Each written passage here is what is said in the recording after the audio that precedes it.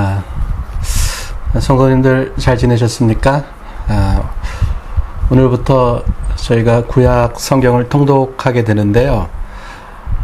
오늘부터 시작해서 내년 2월 첫째 주까지 약 5개월간 성경 통독을 진행하게 됩니다.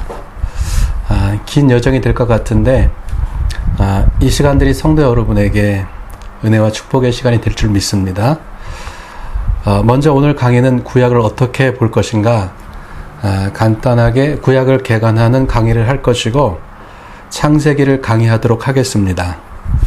먼저 구약을 개관하는 강의를 하겠습니다.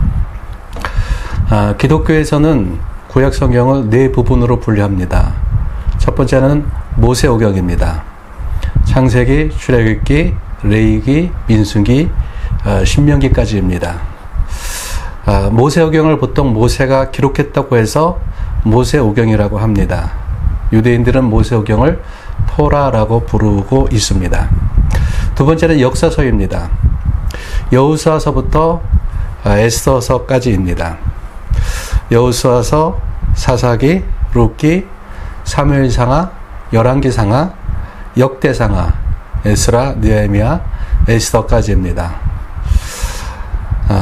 가나안에 정착하는 여호수아 시대부터 사사시대, 이스라엘의 사울과 다윗, 솔로몬까지의 통일왕국 시대, 솔로몬 이후 이스라엘이 북이스라엘과 남유다로 갈라지게 되는데 분열왕국 시대, 그리고 포로기와 포로에서 돌아와서 다시 성전과 성벽을 재건하기까지 이스라엘의 역사를 다루고 있습니다.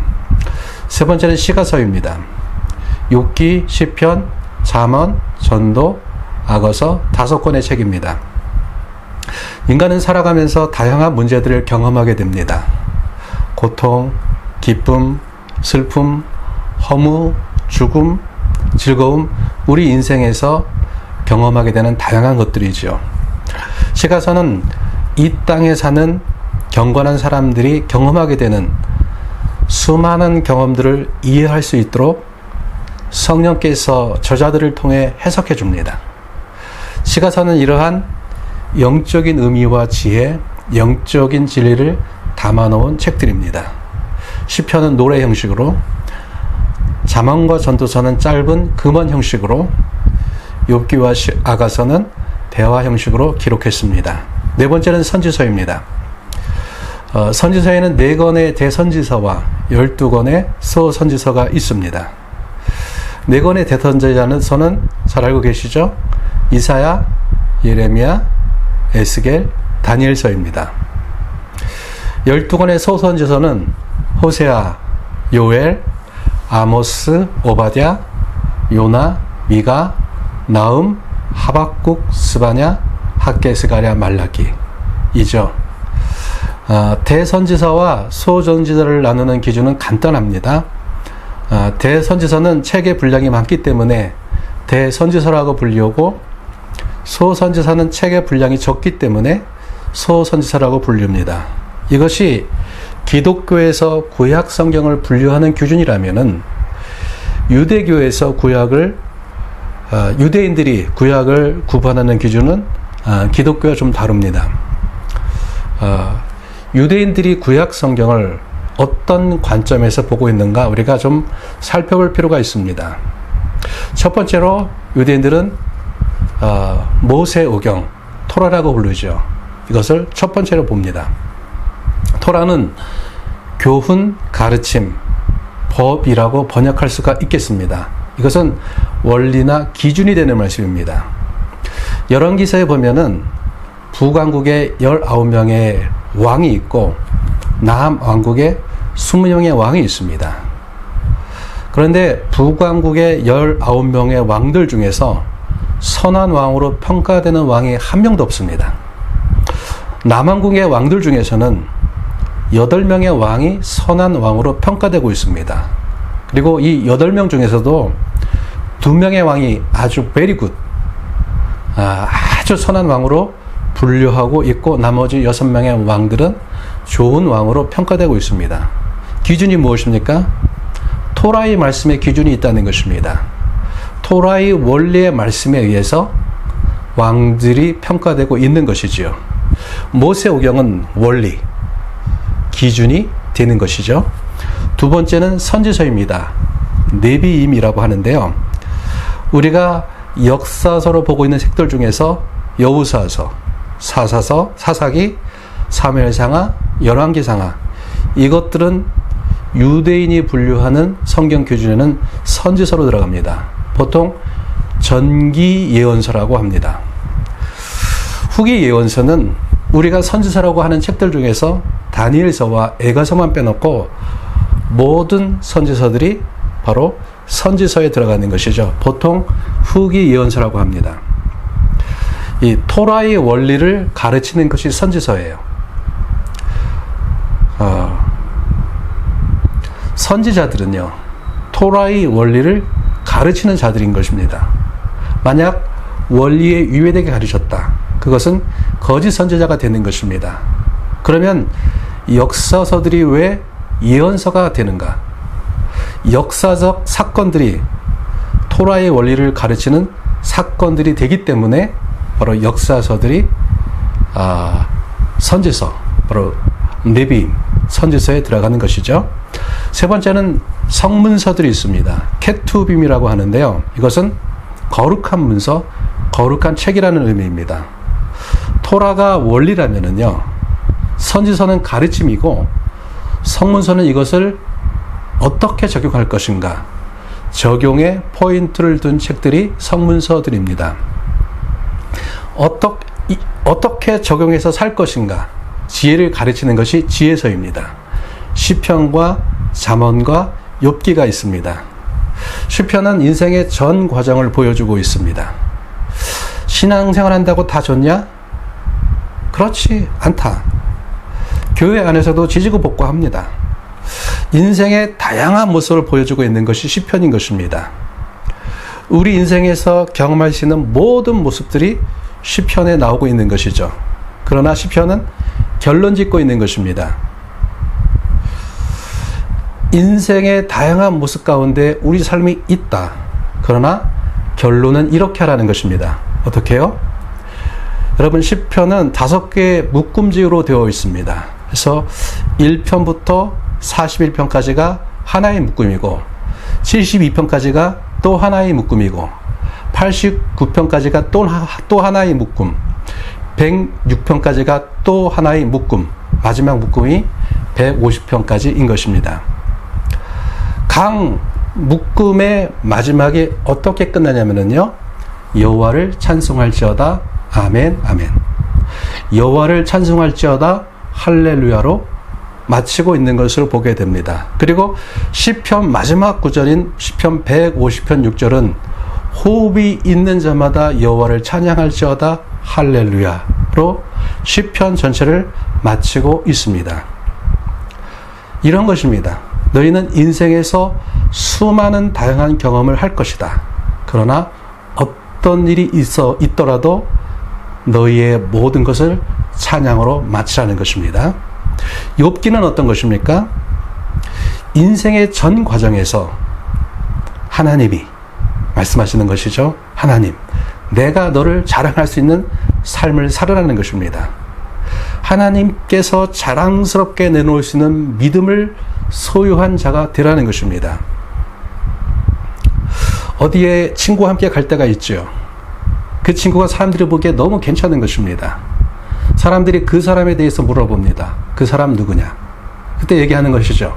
내 친구인데 어느 학교 나왔고 이런 친구고 너무 좋은 친구야. 어떻고 어떻다 자랑스럽게 내놓는 것이죠. 하나님께서 사탄에게까지도 떳떳하게 내놓을 수 있는 사람, 그 사람이 욥이라는 것이죠. 바로 하나님이 자랑스럽게 내놓을 수 있는 그런 믿음의 소유자가 되라는 것이죠. 그러면 이렇게 사는 지혜가 어디 있느냐? 그것이 잠언서에 나오는 것이죠. 적용하는 지혜가 있는 책이 잠언서인 것입니다. 이 성문서 중에는 오축이라는 것이 있습니다. 오축, 5개의 두루마리라는 것입니다. 유대인들은 5개의 중요한 절기가 있는데 각각의 절기에 맞춰서 그 절기에 맞는 두루마리 성경책을 읽습니다. 하나님이 우리를 너무 사랑하셔서 우리를 애굽의 종살이에서 건져주셨다. 사랑의 노래를 읽습니다. 6월절에 읽어요. 어떤 책을 읽을까요? 아가서입니다. 두 번째는 전도서입니다. 초막절에 있습니다. 초막절은 이스라엘의 절기 중에서 가장 풍성하고 풍요로운 절기입니다. 초막절을 우리의 절기와 비교한다면요, 추석이나 추수감사절과 비교할 수가 있습니다. 추수한 것 싸놓고, 산더미 같이 추수한 것 싸놓고 절기를 지키는 거예요. 우리 인생에서 중요한 것은 물질이 아니다. 이 모든 것은 지나간다. 이 인생에서 가장 중요한 것은 여호와를 아는 것이다. 그래서 초막절에는 바로 전도서를 읽는 것입니다. 세 번째, 오순절에는 룻기를 읽습니다. 그리고 네 번째, 부림절에는 에스더서를 읽습니다. 부림절의 기원이 에스더서에 나와 있는 것이죠. 페르시아에 살고 있는 디아스포라 유대인을 배경으로 하고 있습니다. 의미하는 것은 우리가 어디에 살아도 하나님은 우리를 보호하신다는 것이고요. 마지막 성정 파괴일에 예레미야 애가를 읽습니다.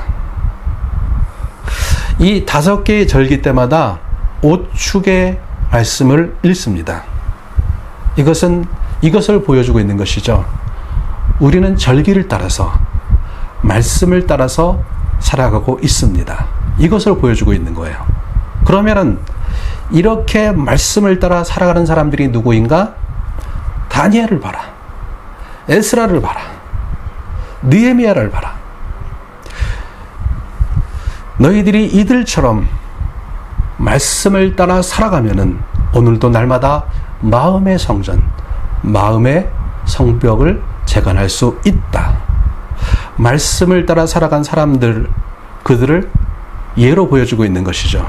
그리고 아담에서부터 현재까지 전 역사, 구약 전체의 역사를 정리해 주는 책이 역대기입니다. 바로 이렇게 성문서가 구성되어 있는 것이죠.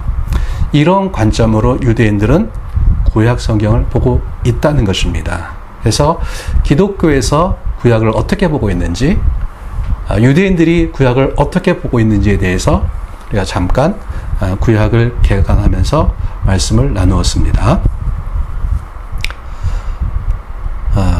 그리고 이제 창세기의 말씀을 같이 우리가 강의를 통해서 나누고, 또 여러분이 강의를 잘 들으시고 창세기 이번 주에 통독을 하시면 되겠습니다. 창세기 강의에 들어갑니다. 창세기는 어떤 책인가? 창세기는 세상의 기원과 히브리 민족의 기원과 정체성을 알려주는 책입니다. 창세기는 세상이 어떻게 시작됐는지를 보여주고 있어요. 하나님에 의해서 이 세상이 창조되었음을 보여주고 있습니다. 창세기의 원독자들은요, 광야 이스라엘 백성들이에요. 그들에게 히브리 민족이 어떻게 시작되었는지를 보여주고 있는 것이죠. 창세기에 많은 족보들이 나오고 있는데 10번에 걸쳐서 족보가 나오고 있어요. 족보의 책입니다. 족보를 찾아가는 이유가 무엇입니까? 내가 누구인가를 찾기 위해서인 것입니다. 족보를 따라가다 보면 이스라엘은 내가 누구인지를 알게 되는 것이죠. 내가 누구냐를 질문하고 있는 이스라엘에게 너는 이런 존재다라고 말씀하고 있는 책이 창세기입니다. 창세기를 처음 읽은 사람들이 광야의 이스라엘 백성들인 것이죠. 그들은 어떤 정체성을 가지고 있었을까요? 노예로서의 정체성을 가지고 있었어요. 민수기 14장에 보면은요, 가나안 땅에 12명의 정탐꾼들이 정탐하러 들어갔다가 돌아와요. 그들이 그런 얘기를 합니다. 우리는 그들 앞에, 가나안 땅의 아낙 사람들 앞에서 메뚜기와 같다고 얘기를 합니다. 여러분, 노예는 아무리 많아도요, 주인이 한마디 하면 끝납니다. 그 앞에서 벌벌 떨 수밖에 없어요. 가나안 땅의 아낙 자손을 볼 때 애굽의 주인 앞에서 노예로 섰던 자신들의 모습이 연상되는 거예요. 우리는 메뚜기 같다. 이것이 그들 안에 깊이 박혀 있는 정체성입니다. 그러한 그들에게 하나님께서 그들의 진짜 정체성에 대해서 말씀해 주고 있는 것이죠. 창세기 1장 27절에 보면은요, 하나님이 자기 형상 곧 하나님의 형상대로 사람을 창조하시되 남자와 여자를 창조하시고, 너희는 노예가 아니라 내 형상대로 지음받은 존재이다. 너희는 열방을 구원하기 위해 내가 부른 아브라함의 후손이다. 이것이 너희의 정체성이다. 동시에 창세기는 창세기를 읽는 모든 사람들에게, 거기에는 저희도 포함되어 있는 것이죠, 우리가 어떤 존재인가를 말씀해주고 있는 것입니다. 너희는 하나님의 형상대로 지음받은 존귀한 존재들이다. 여러분, 한 사람 한 사람은 그러한 존재들인 것입니다. 나는 하나님의 형상으로 지어졌다는 그 한 가지만으로도 나는 존중받을 만한 가치가 있는 사람들인 줄 믿습니다. 저희가 인권이란 말을 사용합니다. 인간으로서 존중받아야 할 권리가 있다는 것이죠. 그 근원은 바로 내가 하나님의 형상대로 지음받았다는 것에 있는 것입니다. 두 번째로, 창세기는 시작의 책이에요. 창세기에는 많은 시작이 있습니다. 세상이 시작되고, 인간이 시작되고, 가족이 시작되고, 결혼, 출생, 죄가 시작되고, 구원이 시작됩니다. 하나님을 불렀다고 얘기하는데 예배가 시작된다는 것입니다. 살인이 시작되고, 홍수가 시작되고, 패션이 시작합니다. 아담과 하와가 무화과 나뭇잎으로 자기들의 수치를 가렸지요. 창세기는 시작의 책이에요. 그럼 창세기는 어떻게 구성되어 있는가? 창세기는 아주 단순한 구조를 가지고 있습니다. 창세기는 네 사건, 네 인물로 구성되어 있습니다. 네 사건, 어떤 사건입니까? 창조, 타락, 홍수, 바벨탑. 바로 1장부터 11장까지가 그렇게 구성되어 있죠. 12장부터 50장까지는 중요한 네 인물을 중심으로 해서 이야기가 진행되고 있죠. 누구입니까? 아브라함, 이삭, 야곱, 요셉. 그래서 창세기는 네 사건, 네 인물을 중심으로 한 구조로 이루어져 있다는 것입니다. 먼저 첫 번째, 우리가 창조부터 보겠습니다. 1장 2절에 하면 이렇게 말씀하고 있죠. 땅이 혼돈하고 공허하며 흑암이 깊음 위에 있고 하나님의 영은 수면 위에 운행하시니라. 혼돈, 공허, 흑암이 깊음 위에 있었다고 얘기를 하고 있습니다. 혼돈은 형태가 없는 것입니다. 공허는 텅 비어 있는 것이고요. 흑암은 깜깜한 것입니다. 근데 하나님의 영이 수면 위에 운행했다고 말씀을 하고 있습니다. 운행하다라는 말은 히브리어로 라하프라 그러는데, 비상하다, 날아다니라는 거예요. 마치 이런 겁니다.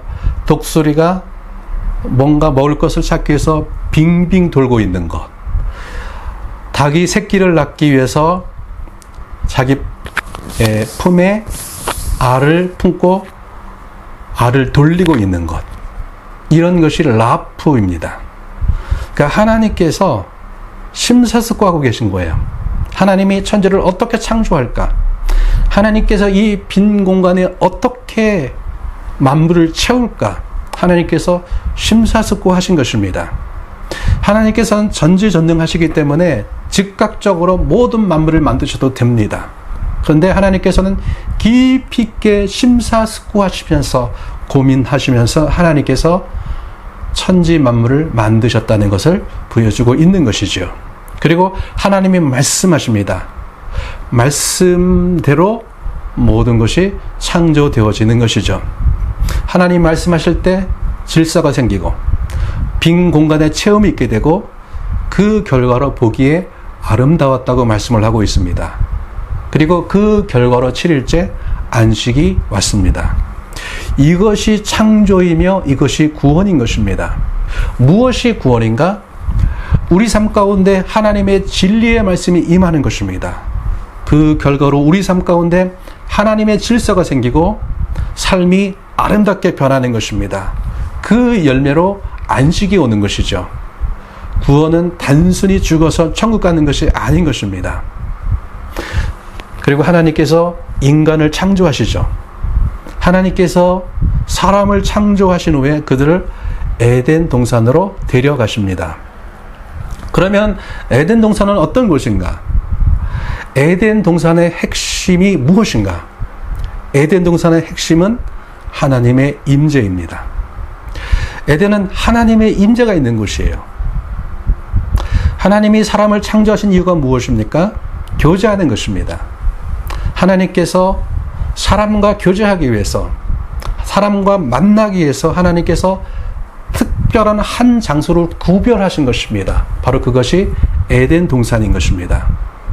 나중에 모세 때 성막을 만들게 되고 솔로몬 때 성전을 만들게 됩니다. 그리고 그 성막과 성전의 가장 안쪽을 지성소라고 하는데, 지성소가 무엇을 모델로 했는가? 바로 에덴 동산을 모델로 했습니다. 지성소는 어떤 것입니까? 하나님이 임재해 있는 곳인 것이죠. 그러면은 에덴 동산에 있는 두 나무, 생명나무와 선악을 알게 하는 나무는 무엇인가? 사람들이 오해하는 것이 있습니다. 하나님은 왜 선악과를 만들어서 인간을 힘들게 하고 인간을 넘어지게 하냐? 그렇게 오해를 합니다. 그렇지 않습니다. 여러분, 에덴 동산은 최초의 하나님 나라입니다. 하나님 나라에 반드시 있어야 할 것이 있는데 그것은 바로 하나님의 말씀, 하나님의 법입니다.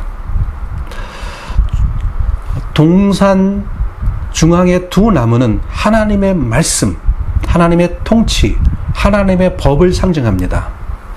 창세기부터 계시록까지 이것이 항상 늘 똑같습니다. 순종하면 복을 누리고 불순종하면 죽음이 오는 것입니다. 이것이 에덴도 똑같은 것이고요. 모든 시대에 동일한 것입니다. 하나님이 다 해도 돼. 오직 선악과만 먹지 마. 이것 때문에 깨닫는 것이죠. 내게 권위가 있지만은 나는 하나님이 아니야. 나는 하나님의 통치 아래 있는 존재야. 내가 하나님이 주시는 복과 생명을 누리기 위해서는 하나님의 통치 아래 있어야 한다는 것을 보여주고 있는 것입니다. 바로 그것을 가르쳐 주는 것이 동산 중앙의 두 나무인 것이죠. 한 나무는 순종할 때 영생과 생명을 상징합니다. 한 나무는 불순종할 때 죽음과 저주를 상징합니다. 이것은 언제나 동일합니다. 에덴 동산 때나 구약 시대나 신약 시대도 마찬가지입니다. 출애굽한 이스라엘 백성과 하나님께서 함께 하시기 위해서 성막을 만들게 하시고 특별히 지성소를 구별하셨습니다. 성막의 지성소는 이런 것이죠. 이것은 내 방이야. 내가 임재하는 곳이야. 하나님께서 구별하신 것입니다. 이 지성소 가장 중심부에 무엇이 있습니까? 그 안에 언약궤가 있고 그 언약궤 안에는 십계명 돌판이 있습니다. 십계명 돌판은 하나님의 통치, 하나님의 말씀, 하나님의 법을 상징합니다. 십계명 돌판은 동산 중앙의 두 나무와 같은 것입니다. 너희가 이 말씀에 순종하면 복을 받을 것이다. 순종하지 않으면 저주를 받을 것이다. 여러분, 지금도 마찬가지입니다. 우리가 잘 알고 있는 말씀, 요한복음 3장 16절. 하나님이 세상을 이처럼 사랑하사 독생자를 주셨으니 이는 저를 믿는 자마다 멸망치 않고 영생을 얻게 하려 함이라. 이 말씀을 믿으면 영생을 얻습니다. 그러나 이 말씀을 믿지 않으면 멸망하게 되는 것입니다. 이 말씀도 동일하게 선악과와 같은 것이죠. 그래서 십자가에는 이중의 의미가 있는 것입니다. 하나님이 세상을 사랑하셔서 독생자를 주셨다. 나는 너희들을 구원하기 위해서 나의 가장 사랑하는 아들을 십자가에 못 박아 죽게 했다. 만일 너희가 나의 마지막 사랑인 십자가를 받아들이면 너희는 구원을 받을 것이다. 영생을 얻을 것이다. 그러나 나의 마지막 사랑인 십자가에 달린 예수마저 거절한다면 나의 아들 예수가 벗김을 당하고 부끄러움을 당한 것처럼 너희는 부끄러움을 당할 것이고 너희 죄로 말미암아 멸망을 받을 것이다. 십자가를 받으면 구원으로, 십자가를 거절하면 심판으로의 의미가 이 십자가 안에 있는 것이죠. 창세기 3장부터 5장까지는 타락에 대해서 말씀하고 있죠. 타락이 무엇인가? 타락은 하나님의 말씀을 거절하는 것입니다. 아담과 하와가 하나님의 말씀을 거절하고 뱀의 말을 선택했습니다. 그래서 죄가 들어왔습니다. 죄가 들어왔을 때 어떤 결과가 왔습니까? 아담과 하와가 하나님의 얼굴을 피하기 시작했습니다. 에덴의 본질은요, 하나님이 임자셔서 얼굴과 얼굴을 맞대며 교제하는 것입니다. 이것이 에덴의 본질인 것이죠. 죄가 들어갔을 때 얼굴을 보지 못하게 됩니다. 아담과 하와가 하나님의 얼굴을 피해서 숨게 됩니다. 관계가 깨졌습니다. 하나님이 그들을 에덴에서 쫓아내십니다. 그렇지만은요, 하나님께서 에덴에서 아담과 하와를 쫓아내는 것이 은혜입니다. 범죄한 사람이 하나님 가까이 있으면 죽습니다. 그래서 그들을 살리기 위해서, 새로운 기회를 주시기 위해서, 살게 하기 위해서 하나님께서 그들을 쫓아내는 것입니다. 광야의 이스라엘 백성들이 성박을 중심으로 해서 진을 쳤습니다. 그리고 하나님이 구름 기둥과 불 기둥으로 그들을 보호하셨습니다. 하나님의 임재가 그들을 덮고 있는 것입니다. 그런데 사람들이 죄를 짐으로 인해서 부정해지는 사람들이 생겼어요. 그들을 어떻게 했습니까? 짐 밖으로 내보냈습니다. 왜요?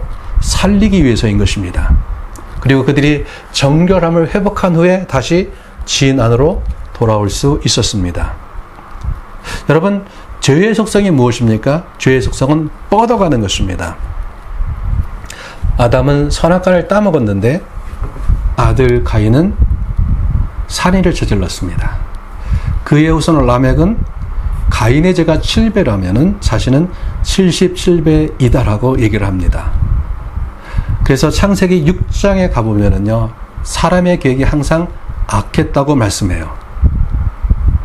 어떻게 됩니까? 이 세상이 어떤 상태가 되었습니까? 창세기 1장 2절에 흑암과 공허와 혼돈의 상태로 이 세상이 변해버렸어요. 창세기에는 10개의 족보가 나오는데요. 하나의 족보는 하나님을 예비하며 하나님의 은혜를 따라가는 족보가 있고요. 또 다른 족보는 하나님에게서 멀어지는 족보가 나오고 있는 것을 보게 됩니다. 6장부터 10장까지는 홍수 사건을 다루고 있습니다. 홍수는 세상을 새롭게 하는 사건이에요. 죄로 인해서 세상이 어떻게 됐습니까? 흑암과 혼돈과 공허의 상태가 되었어요. 하나님이 하늘의 창을 여십니다. 40일 동안 비가 내렸어요. 세상이 어떻게 됐습니까? 창세기 1장 2절과 같이 홍수로 인해서 세상이 흑암과 혼돈과 공허의 상태가 되었어요. 그런데 창세기 8장 1절에 보면은요, 이렇게 말씀하고 있어요. 하나님이 바람을 불게 하셨다고 말씀합니다. 여기서 바람은 히브리어로 르하흐입니다. 창세기 1장 2절에 하나님의 영이 수면에 운행했다고 합니다. 이것이 르하흐, 하나님의 영인 것이죠. 하나님의 바람이 불었다고 말씀하고 있죠. 창세기 1장의 창조와 같은 현상인 것입니다. 하나님의 바람이 불었을 때 질서가 다시 생기고 땅 위에 사람과 짐승이 다시 번성하기 시작했습니다. 하나님이 다시 그들을 축복하시죠. 복을 주시며 생육하고 번성하여 땅에 충만하라고 말씀하십니다. 네 번째 사건이 바벨탑 사건입니다. 창세기 11장에 나오고 있습니다. 사람들이 신할 땅에 바벨탑을 쌓기 시작합니다. 우리가 하늘에 닿는 탑을 만들자고 합니다. 왜 그들이 하늘에 닿는 탑을 만들고자 했을까? 조상들이 홍수를 경험했어요. 또 홍수가 오면 어떡하지? 높이 올라가면 되지. 하나님을 향한 불신인 것이죠. 홍수가 오더라도 스스로를 지키겠다는 것입니다. 하나님이 홍수 후에 약속하셨지요. 비가 온 후에 무지개를 보내주시겠다고 말씀하시고 다시는 물로 땅을 심판하지 않겠다고 말씀하셨어요. 하나님을 믿지 않은 것입니다. 지금 이라크 땅에 가면은요, 바벨탑과 같은 지구라트들이 있습니다. 이 탑들에 역청이 발라져 있어요. 물이 스며들지 않게 하는 것입니다. 바벨탑을 만들 때 역청으로 진흙을 대신했다고 말씀을 하고 있으세요. 하나님이 언어로 그들을 혼잡하게 하셨습니다. 언어로 혼잡하게 하는 것은 심판이지만은 이것은 노아의 후손을 살리기 위한 하나님의 심판인 것이죠. 더 이상 죄 가운데 살지 않게 하기 위한 하나님의 심판인 것입니다. 구약 성경에 오면 4권의 제선지서와 12권의 소선지서가 있습니다. 선지서 중에 한두 권만 빼놓고는요, 모든 선지서는 이런 구조를 가지고 있어요. 심판과 회복이라는 구조를 가지고 있습니다.